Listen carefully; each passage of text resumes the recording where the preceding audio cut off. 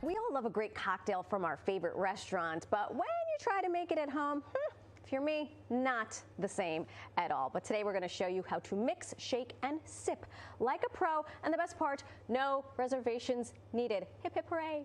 Joining me is a top mixologist and author of A Quick Drink, Lynette Marrero. She's going to share her insider tips for crafting restaurant quality drinks right in the comfort of your own home. You are a sight for sore eyes. Bella, linda, hermosa.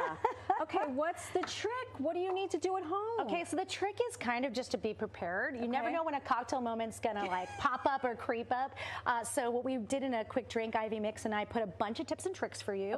Just to think about, maybe you bought a bunch of ingredients for one cocktail and then you're like, now I have all these things. I made a Negroni once, so what am I gonna do with that after? Exactly. Or I bought 3 pounds of basil. Or I'm not making that pesto. I should probably make a drink. Exactly. Okay. So that's the idea. So preparation. Preparation. I like to keep some fresh citrus juice. Sometimes I'll buy a bunch, especially right now. This is citrus season. Correct. So I like to juice a bunch of limes, lemons, and then I freeze it. And then I could take that out anytime for a party. And then just defrost and be done. Just defrost and be done. Okay, $1 million question. Does the quality of the liquor matter? Well, always matters the quality, but quality doesn't always translate to price. So sometimes you can get a really quality and affordable spirit like this bourbon right here that is still delicious and well crafted. So my best tip or trick is to ask the folks in the store. They, you know, nothing makes them happier than saying, what would you buy? And they're going to give you the secrets and be like, this gem over here is awesome. And that's how you get to know new things.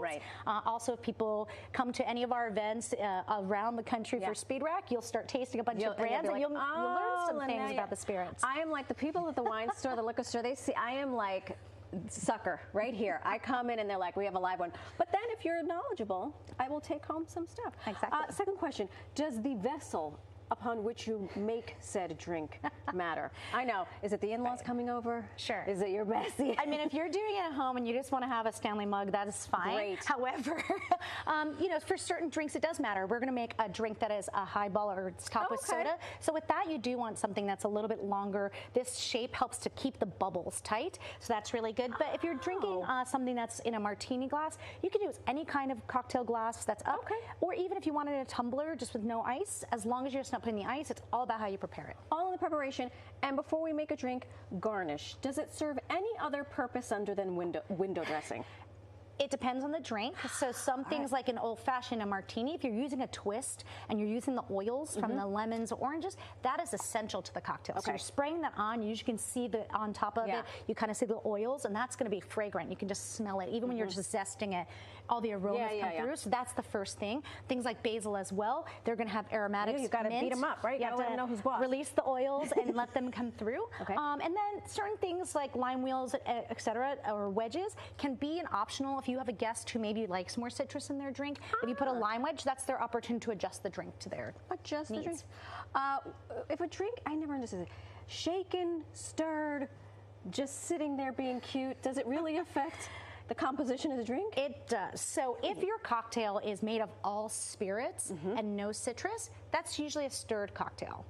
There's a couple exceptions to every rule. I taught this in my master class. It was like the Vesper is the one shaken martini because, that you can stir a Vesper. But I prefer a lot of the other ones to be stirred because it changes the texture. So when you have spirits and you're doing just a nice, beautiful martini, it's velvety and beautiful. When you stir it, it could be a little too much water gets involved. So that's what happens when you shake.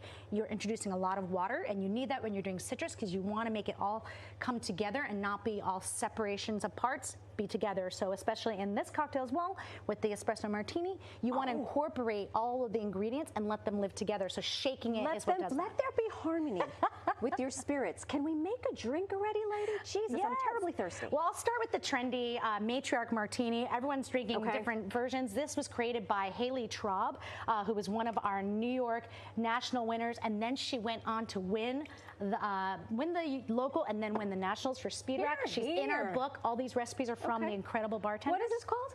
The Matriarch Martini.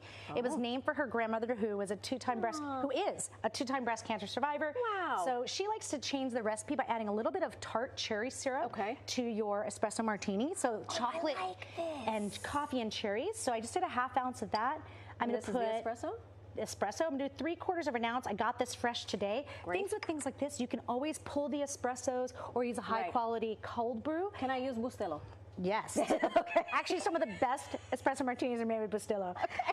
And then we have a Demerara syrup, which is that dark sugar in the raw with a little bit of beautiful vanilla. So I'm just going to do 1/2 ounce of that. Great. And then we're going to go ahead and add our bourbon instead of vodka, but you can use anything here. Oh, the matrix. I like rum in this as well because you want things with the oak aging. You can use Reposado tequila, anything that has that. But she chose bourbon for her whiskey drinking grandma. We're gonna shimmy this one because I know we have a second one to get to. We do have a second one to get to, so we're gonna give this a nice shake. Ice and shake. Ice and shake, and we'll talk through the next one while I'm doing that. So the other cocktail here we have is from another. Give me instructions. Another champ of Speed Rack. So this is from Priscilla Leung, who is our global champion in Australia.